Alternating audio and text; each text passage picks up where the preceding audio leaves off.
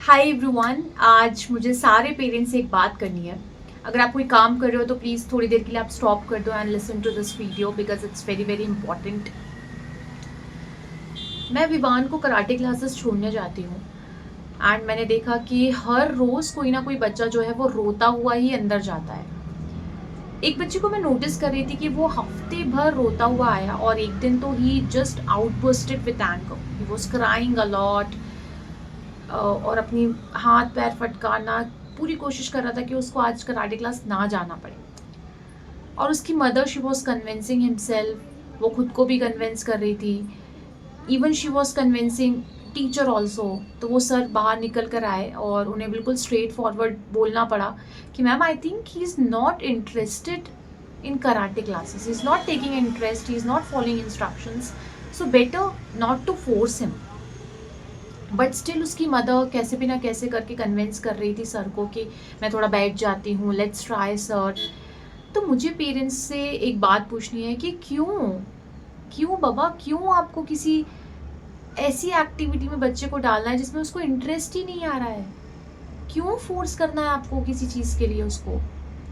मतलब किसी बच्चे को अगर आप सोते में से उठा के कोई एक्टिविटी के लिए ला रहे हो तो ये तो सही नहीं है ना। वो बच्चा कैसे इंटरेस्ट लेगा? या मतलब उसको अगर ऐसे लाना पड़ रहा है आपको, धक्का मार के पुश करके उसको रोता हुआ, इट मीन्स कि he is not interested in that activity. ये हमें समझना बहुत ज़रूरी होगा कि किसी भी एक्टिविटी की कोई राइट एज नहीं है।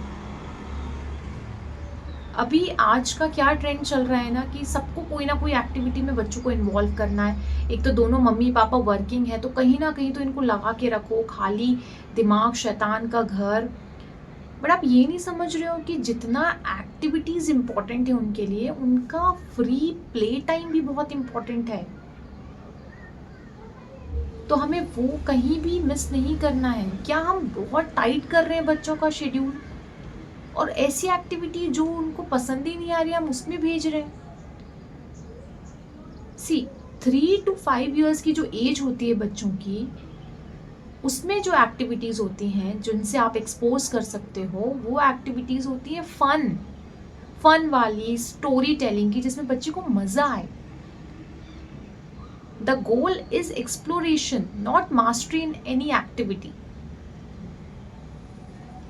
अभी बच्चे एक्सप्लोर कर रहा है, अभी उसने कमिटमेंट नहीं दिया है किसी एक्टिविटी को लेके। और आप भी इतनी जल्दी मतलब डिसीजन मत लो, या उस पर आप don't impose things on him. फिर आफ्टर 6 years बच्चे जो हैं वो इंस्ट्रक्शंस फॉलो करना स्टार्ट करते हैं। फिर वो अपना इंटरेस्ट दिखाना थोड़ा शुरू करते हैं। Still he is exploring, not committed to any activity. और आफ्टर 6 years आप जिस तरीके से स्ट्रक्चर्ड उनका शेड्यूल बनाते हो, उतना ही इम्पॉर्टेंट है कि वो जो आप क्लासेस उनको एक्टिविटीज़ दे रहे हो वो भी फन वाली हो, फ्लेक्सिबल क्लासेस हो उनके लिए।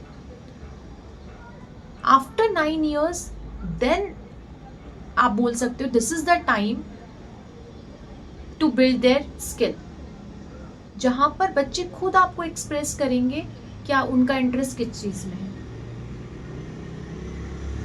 By participating in particular activity, constantly they are taking interest in that activity, they are curious to know about that particular sports, that particular activity। आपको खुद समझ में आएगा, वो खुद ही साइंस देंगे आपको। इफ ही और she has enough energy after school for that activity, it means they are interested. Just deciding their activities by your own is wrong. फिर तो आप अपने ड्रीम्स पूरा करना चाह रहे हो उनके through. Please don't do that. It just because कोई particular activity is on trend or other kids are doing, don't impose that activity on your kid, please, and don't make their schedule too tight कि उनका वो जो free play time है वो चला जाए, जहाँ पे उनका ब्रेन डिसाइड करे कि व्हाट नेक्स्ट, अब मैं क्या करूँ। whether they are playing pretending games, whether they are playing by their own, let them decide, let them lead. At the end I just want to say 1 or 2 activities max आप बच्चे को involve करो. कोशिश करो एक activity physical activity हो, karate हो गया, जिम्नास्टिक हो गया, या आप पार्क लेके जाओ, जस्ट रनिंग कर रहे हैं, they are playing, that is enough. Just 1 activity at a time, max 2 activities, not more than that. Remember, parents, encourage their passion, not your.